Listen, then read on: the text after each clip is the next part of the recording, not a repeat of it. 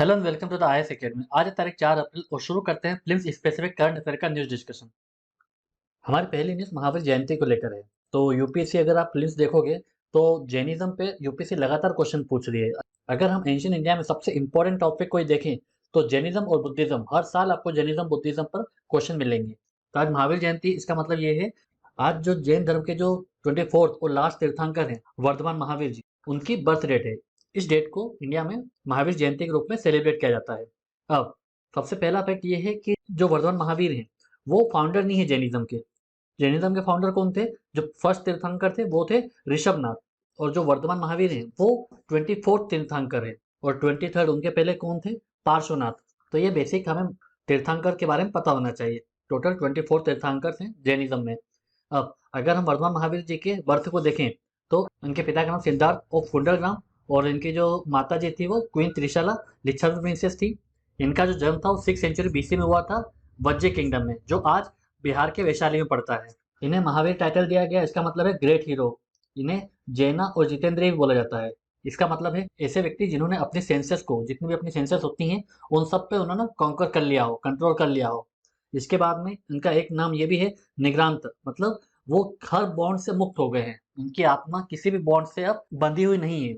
अगर उनकी spiritual life देखें तो इन्होंने 30 की उम्र में जो वर्ल्डली लाइफ थी उसको अबंडन कर दिया था, मतलब जो भी इनका जो घर था, राज्य था, उन्होंने सब छोड़ दिया था और जंगल में चले गए थे।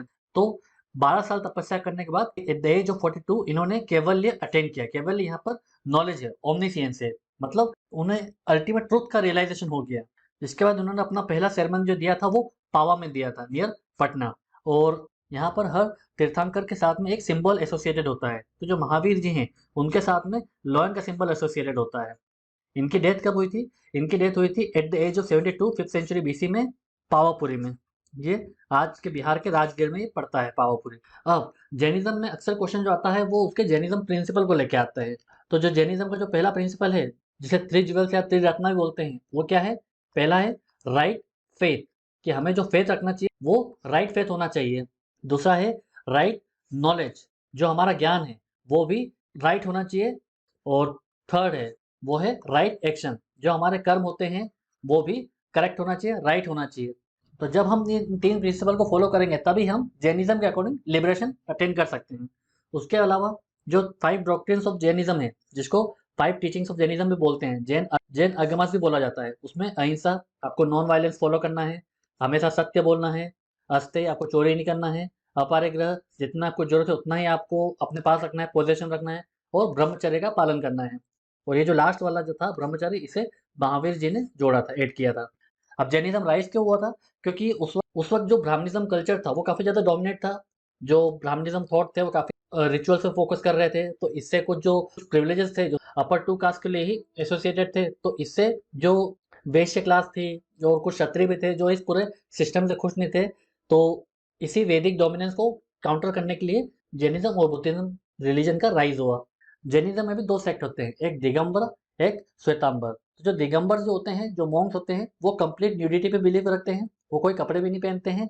उसके अलावा वो पांचों टीचिंग्स पर इम्प्लीमेंट करते हैं। और दिगंबरस के अनुसार जो वुमेन्स होती हैं वो लिबरेशन अटेंड नहीं कर सकती।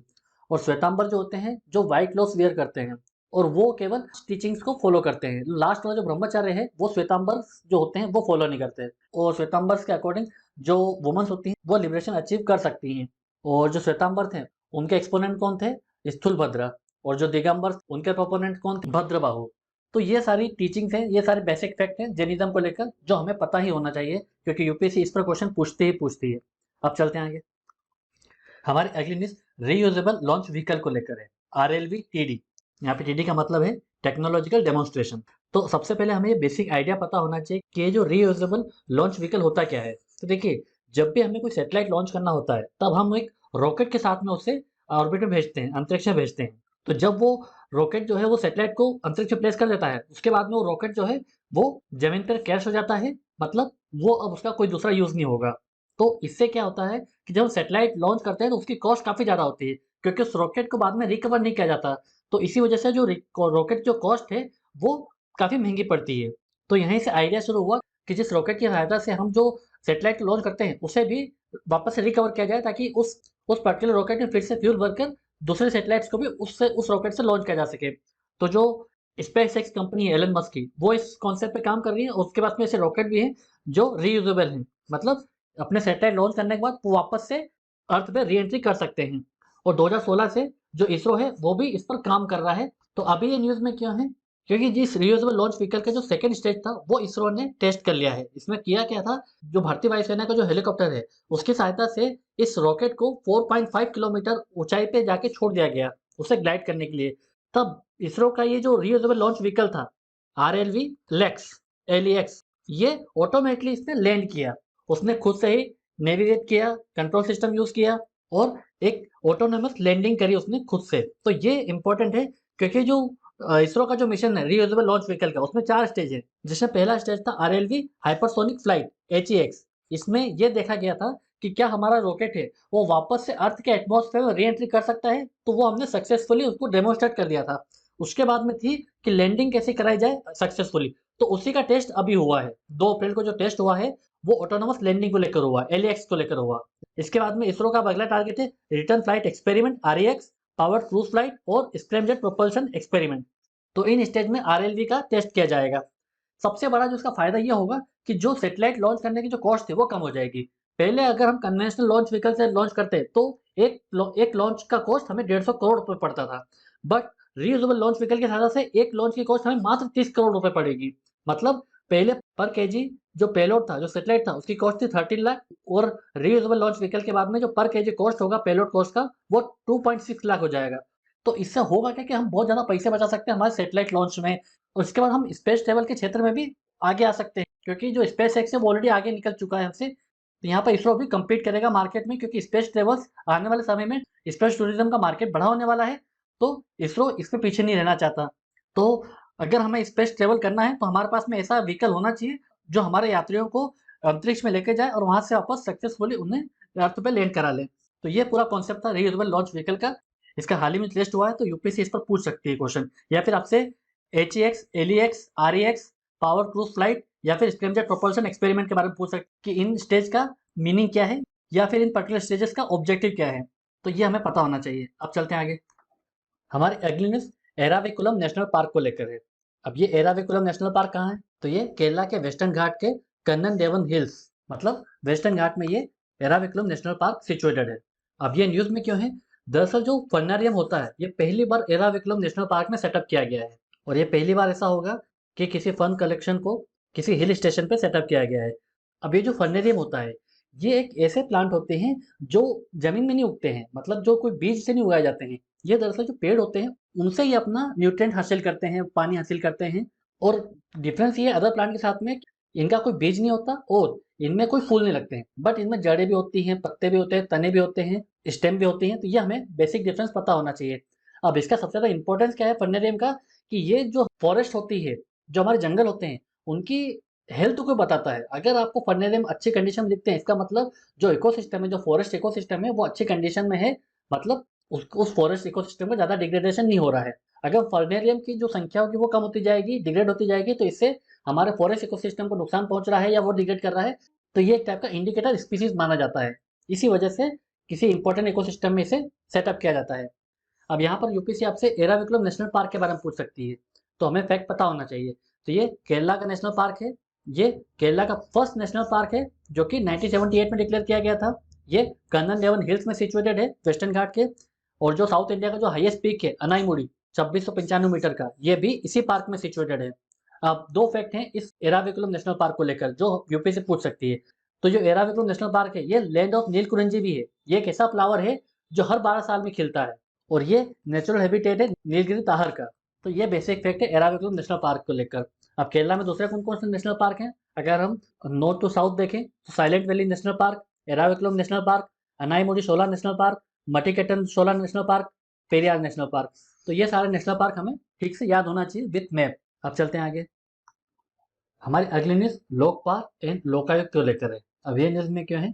दरअसल जो केरला का लोकायुक्त है उसने केरला के chief minister disaster relief fund को लेकर जो नेपोटिज्म और जो करप्शन की जो कंप्लेन थी उसे अब फुल बेंच में सुनवाई करने का फैसला किया है। 3 मेंबर की फुल बेंच होगी, वो इस स्कैम को, वो इस अनोमलीज को इन्वेस्टिगेट करेगी। अब ये इंपॉर्टेंट इसलिए भी जाता है क्योंकि इसमें जो डायरेक्ट जो नेपोटिज्म का और अनोमलीज का चार्जेस हैं वो केरला सीएम के ऊपर लगाए हुए हैं। तो एक बड़ा स्टेप माना जा रहा है। बट यहाँ पर क्वेश्चन आपसे लोकपाल और लोकायुक्त के बारे में आ सकता है। तो बेसिकली लोकपाल और लोकायुक्त होता क्या है? ये एक एंटी करप्शन अथॉरिटी होती है, जिसका मेन काम ये होता है कि जो भी करप्शन के चार्जेस हैं, ग्रीवियंस है, एलिगेशन है, उनको इन्वेस्टिगेट करना, जो पब्लिक सर्वेंट्स के अगेंस्ट लगाए गए होते हैं, ब्यूरोक्रेट्स हो गए, मिनिस्टर्स हो गए, उनके अगेंस्ट जो भी करप्शन के चार्जेस होते हैं, वो यही बॉडी हैंडल करती है। इसके लिए लोकपाल एंड लोकायुक्त एक्ट पास किया गया था 2013 में, और इसी एक्ट के अकॉर्डिंग स्टेट्स में उनके स्टेट के लॉज पास हुए थे। महाराष्ट्र ऐसा पहला राज्य था जिसने 1971 में लोकायुक्त की बॉडी को सेटअप किया था। और अगर लोकपाल का हिस्ट्री देखें तो सबसे पहले ये स्कैंडिनेवियन जो कंट्रीज हैं वहां पर लोकपाल को सेटअप किया गया था। अब जो स्टेट के जो लोकायुक्त और उप लोकायुक्त होते हैं, इनको अपॉइंट कौन करता है? इन्हें अब गवर्नर अपॉइंट करते हैं। बट इसके लिए उन्हें कंसल्टेशन करनी होती है, किससे? Chief justice of state high court से, और जो लीडर ऑफ अपोजिशन होते हैं स्टेट लेजिस्लेटिव असेंबली में, उनके साथ ये कंसल्टेशन की जाती है। इनका टेन्योर क्या होता है? तो जो लोकायुक्त का जो टेन्योर होता है वो नॉर्मली हर स्टेट में 5 साल होता है, या फिर जो 65 की एज है तब तक वो लोकायुक्त बने रह सकते हैं। हालांकि वो सेकेंड टर्म के लिए रीअपॉइंटमेंट नहीं ले सकते। तो ये बेसिक फैक्ट आपसे पूछा जा सकता है। एक क्वेश्चन आपसे लोकपाल और लोकायुक्त के बीच में डिफरेंस भी पूछा जा सकता है। अगर लोकायुक्त देखें तो ये स्टेट लेवल पे इन्वेस्टिगेट करती है करप्शन के चार्जेस को, और लोकपाल जो होता है वो सेंट्रल लेवल पे, जो सेंट्रल लेवल के ब्यूरोक्रेट्स होते हैं, मंत्री होते हैं, उनके खिलाफ करप्शन के चार्जेस को डील करती है। इसमें लोकायुक्त में all members of legislative assembly and state government employees, इसमें all members of parliament and central government employees इसके जुरिस्डिक्शन में आते हैं। इनको अपॉइंट करते हैं लोकायुक्त को गवर्नर, और लोकपाल को अपॉइंट किया जाता है प्रेसिडेंट के द्वारा। और जो लोकायुक्त होती है वो 3 मेंबर बॉडी होती है, और जो लोकपाल होती है वो मैक्सिमम 8 मेंबर्स बॉडी होती है, जिसमें 50% जो मेंबर्स होते हैं वो जुडिशरी बैकग्राउंड के होते हैं, और बाकी 50% मेंबर्स में SC ST OBC के मेंबर होना आवश्यक है। तो ये बेसिक डिफरेंस हो गया लोकपाल और लोकायुक्त को लेकर। अब चलते हैं आगे। अब एक प्रीवियस ईयर क्वेश्चन देख लेते हैं जो यूपीएससी ने प्लेन से पूछा था। In which one of the following places is the Shompen tribes found? तो जो शोम्पेन ट्राइब्स है ये हमें कहाँ देखने को मिलती है?